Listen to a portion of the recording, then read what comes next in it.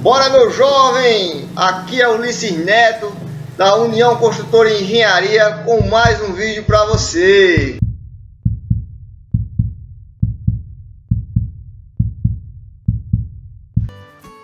Ó, o David fez uma pergunta aqui.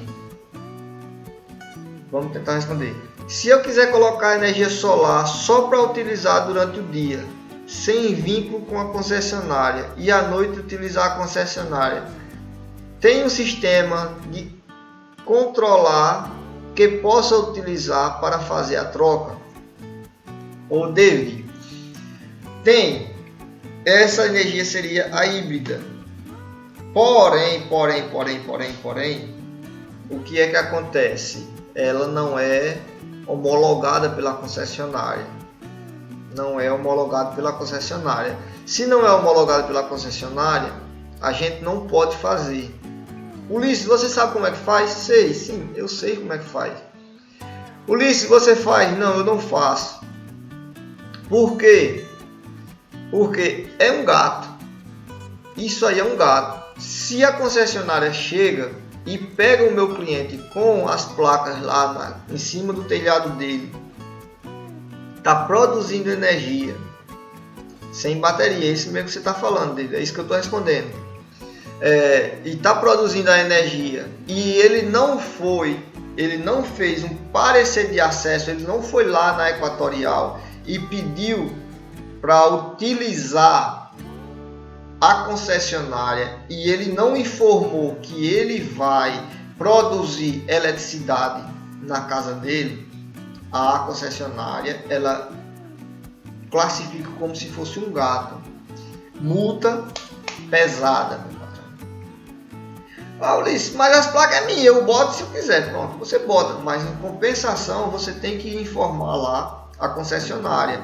Por quê? Aí eu vou explicar bem detalhado daqui para você. Porque a concessionária ela entende da seguinte forma. Se eu estou trabalhando na rede e o que é que acontece? A minha rede eu tenho que desenergizar ela. Eu desliguei, fui lá e puxei a taboca, que a gente popularmente chama por taboca, que são aqueles fusíveis que ficam lá no poste. Aí eu fui lá e desliguei os fusíveis, desliguei as tabocas. E eu imagino, eu tenho a certeza, eu tenho a concepção que minha rede não está energizada. Então eu posso trabalhar lá. Beleza? É isso que a concessionária entende. Aí o que é que acontece? O David está na casa dele lá com o kit produzindo eletricidade. Está faltando energia na rua. A rede foi desligada propositalmente para se fazer manutenção, mas o David está produzindo energia e a casa dele está produzindo energia e está energizando a rede.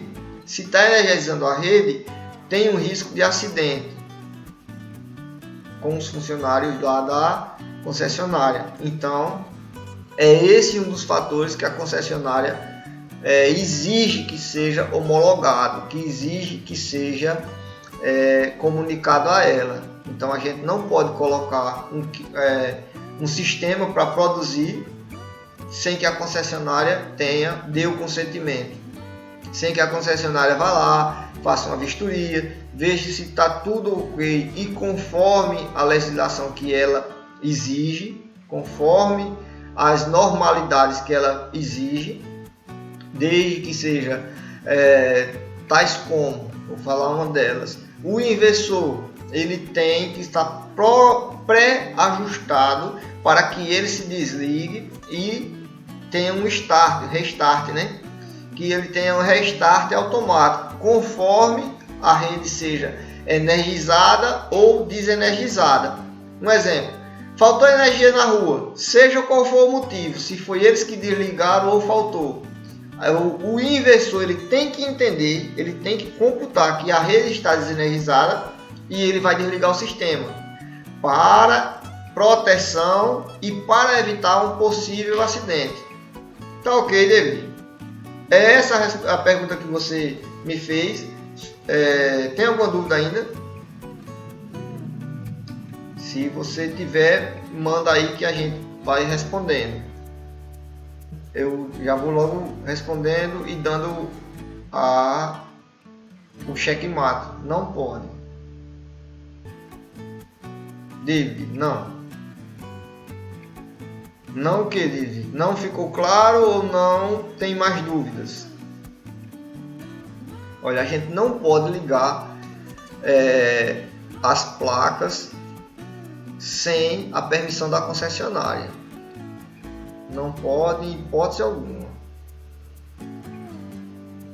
É configurado como gato. E a multa é grande para o usuário. Aí o usuário não fica satisfeito, né? A única possibilidade que eu tenho não tenho mais dúvidas, beleza. Se tiver alguma dúvida dele, pode mandar aí que a gente vai respondendo. A única possibilidade que eu tenho de utilizar as placas é off-grid. Eu posso colocar, mas eu não posso ter energia da rede. Posso ter as placas em casa, mas aí eu não posso ter a energia da rede aqui. Tenho que tirar a rede fora. Se eu quiser utilizar a rede, tem que ser um grid. Eu tenho que pedir a autorização da Equatorial para as duas trabalharem juntos, simultaneamente, e tudo conforme a legislação que a concessionária exige. Ok? Vamos para o próximo slide. Vou tentar dar uma carreirinha. Bom, dando mais uma pinceladazinha aqui. Aqui é só gráficos de produção. Depois eu vou disponibilizar, pessoal, essa apresentação de slide.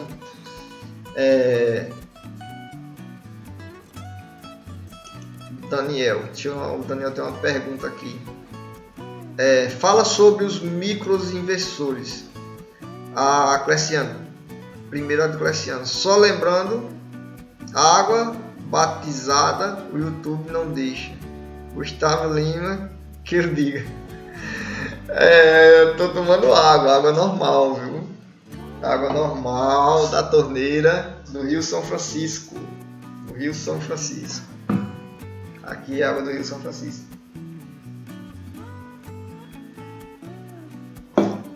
E eu tô tomando também aqui nessa xícara um cafezinho. Que eu vi o David com a garrafa de café e me deu vontade também.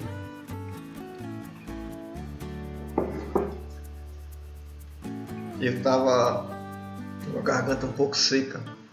Agora vamos lá. Esse ano é água do rio, viu? Que eu tô bebendo. Daniel, fala um pouco sobre os microinversores. Pronto. Pertinente, muito boa, Daniel. Você foi muito feliz na pergunta. Porque é uma pergunta da Davi, café não pode faltar. Espero que todo mundo esteja aí gostando. Pessoal, agora vamos para aquela propagandazinha. Eu acredito que todo mundo já está inscrito no canal, né? Deixa o joinha aí. Saudade do Rio São Francisco, Salaniel. Vou mandar uma garrafa d'água para você do Rio São Francisco, tá bom? Beleza. Vou mandar, Salaniel. Vou mandar uma garrafa de água do Rio São Francisco para você. Aí o que é que acontece? São treinamentos que eu fui fazer, ó, pessoal. Fui para Maceió, fui para Paraíba. A gente viaja, a gente passa uma semana longe, a gente passa uma semana tendo custo, a gente deixa compromissos de fazer para aprender essas coisas. E o que é que acontece? Hoje eu estou aqui dando para vocês de graça.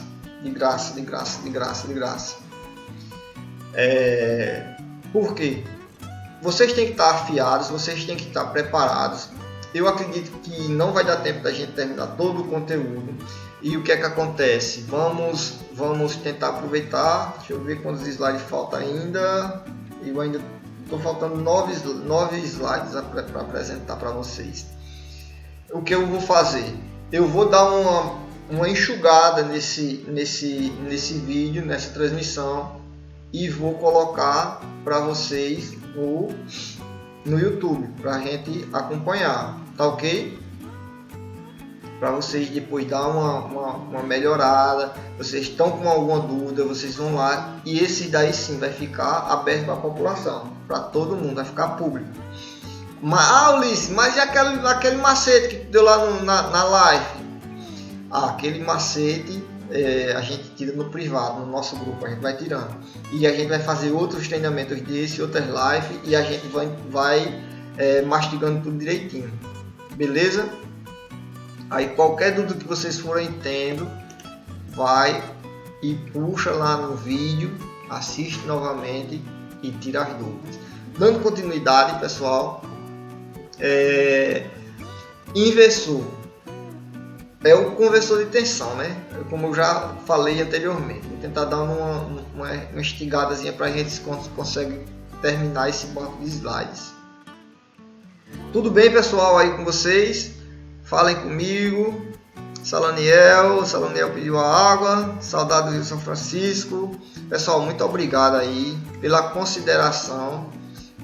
Deu um trabalho danado de fazer esses vídeos, mas está sendo gratificante só em saber que vocês estão aí comigo, dedicando um pouco do tempo para vocês assistirem esse treinamento. Pronto, o inversor é o componente principal do sistema, onde ele faz a conversão de energia contínua para energia alternada, e o sincronismo com a rede, que foi aquele sincronismo que eu falei de ligar e desligar, e são as proteções. Ele tem uma vida útil de 10 a 15 anos, aí, sem precisar fazer manutenção. Ulisses, mas como você me dá uma garantia de 25 anos de geração? Porque se queimar um componente, ele pode facilmente ser substituído. Esse componente, queimou um fusível, queimou um transistor lá dentro, aí tem como fazer manutenção. Tá ok, pessoal? A gente chega aos 25, 40 anos tranquilamente com o inversor. Próximo aqui são uma tabelinha de inversores. Deixa eu responder a pergunta do Daniel. O Daniel fez uma pergunta aqui, pessoal, que eu falei. Desculpa aí, eu vou voltar para a tela dos inversores. Pronto, Daniel, a sua pergunta. Fala um pouco dos inversores. Pessoal, os clientes de vocês, eles vão falar muito. Mas o microinversor é baratinho. Você usa inversor, você usa microinversor. O sistema de vocês como é? Qual é o tipo de inversor de corrente que vocês utilizam? Pronto. A gente não trabalha com microinversores. Por que, Ulisses, você não trabalha com microinversores? Primeiro, a gente não tem como dar garantia de 25 anos de geração. E o banco não financia esses microinversores. Aí, se o banco não financia, a linha de crédito que a gente trabalha hoje são bancos. Raramente a gente vai encontrar um cliente que pague à vista, raramente mesmo. Aí não funciona com microinversores. Os microinversores é assim, porque eu também eu levo para o meu cliente para ele escolher se ele quer trabalhar com inversor ou se ele quer trabalhar com microinversores. Mas aí vamos colocar contras e prós. O microinversor, o custo dele é bem menor do que o inversor, bem menor mesmo.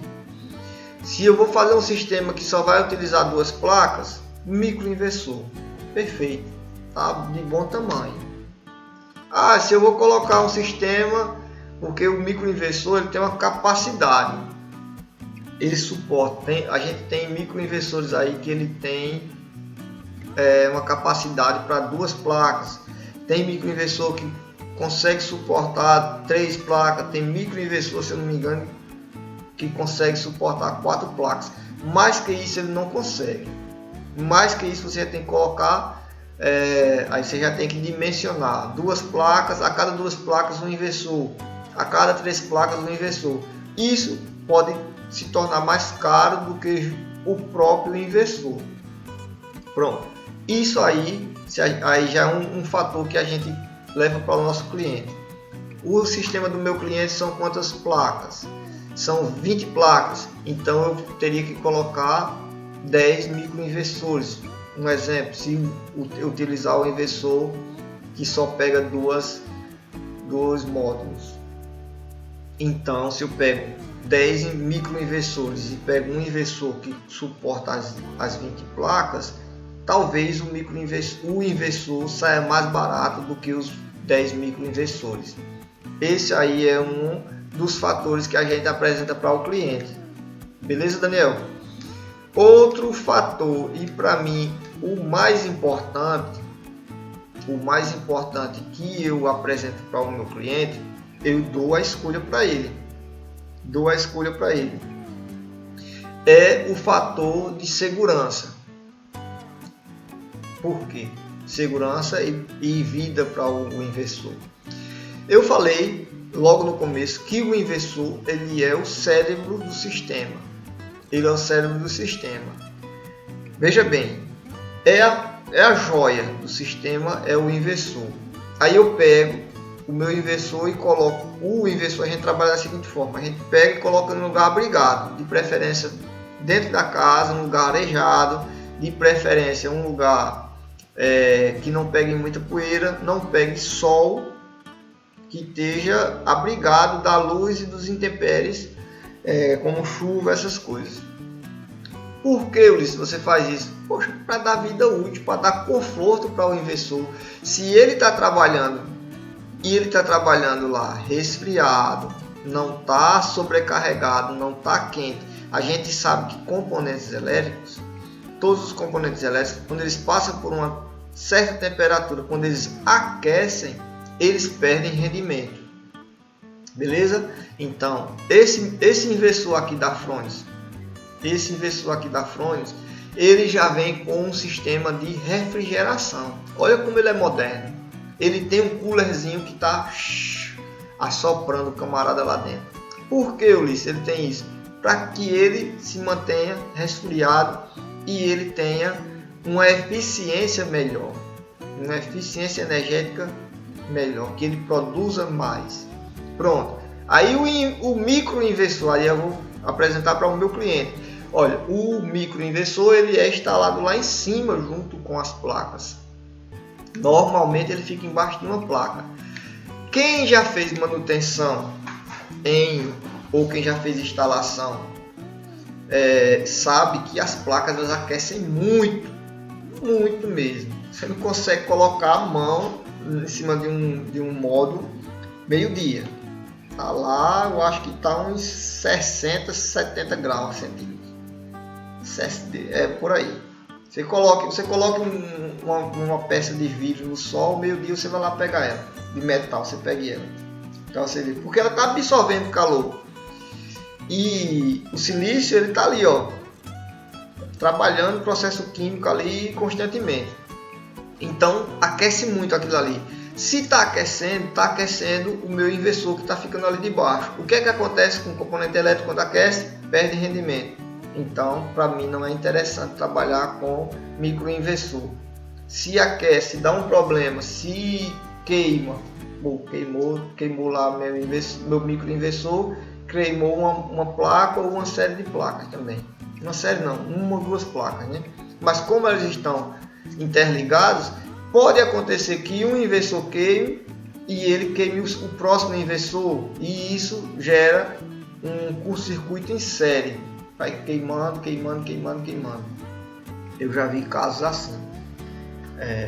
Por isso, é um outro motivo que a gente não trabalha. A gente quer trabalhar com segurança, quer trabalhar com qualidade e a gente quer trabalhar com garantia longa para nossos clientes. Beleza? São esses as diferenças do micro e do inversor. Deixa eu ver o que foi que o Daniel falou aqui. O inversor é utilizado, é o mesmo que o pessoal utiliza para os automóveis, para instalar ar-condicionado 220? Não é, Daniel. No caso dos automóveis, são microinversor. Sim, são microinversores. É bem diferente, Daniel, aquilo ali. É bem diferente mesmo. porque ele trabalha com uma faixa de corrente diferente. A gente coloca um inversor num carro, eu acho que tem até de 3.000 watts, eu acho que eu já vi 3.000 watts, 1.500, 3.000 watts em carro. Mas a durabilidade e a vida útil é bem diferente mesmo. Eu acho que aquele dali ele se caracterizava mais como um microinversor. Eu acredito que sim. Eu já vi, Daniel. A gente quando fala de instalação, eu já vi os caras fazendo umas gambiarra com isso aí. Gambiarra, não é instalação confiável não, com aquele inversor de carro. Beleza, Daniel? David? Era essa aí, já respondi a pergunta do Daniel. Daniel, entendeu a diferença de inversor e microinversor? Ficou claro para você? David, eu já fiz a comparação aqui entre o inversor de automóveis e os inversores que a gente trabalha na energia solar fotovoltaica. É diferente aí.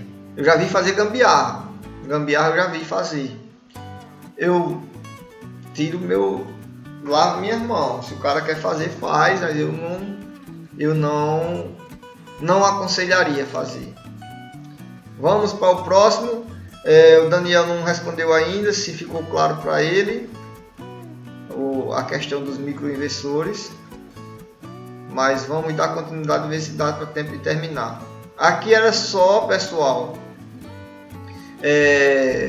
as potências dos inversores, né? A gente tem o inversor de 3.000, o de 4.000, de 5.000, de 6.000, o de 8.000, de 12.000, de 15.000, esses da Frônios.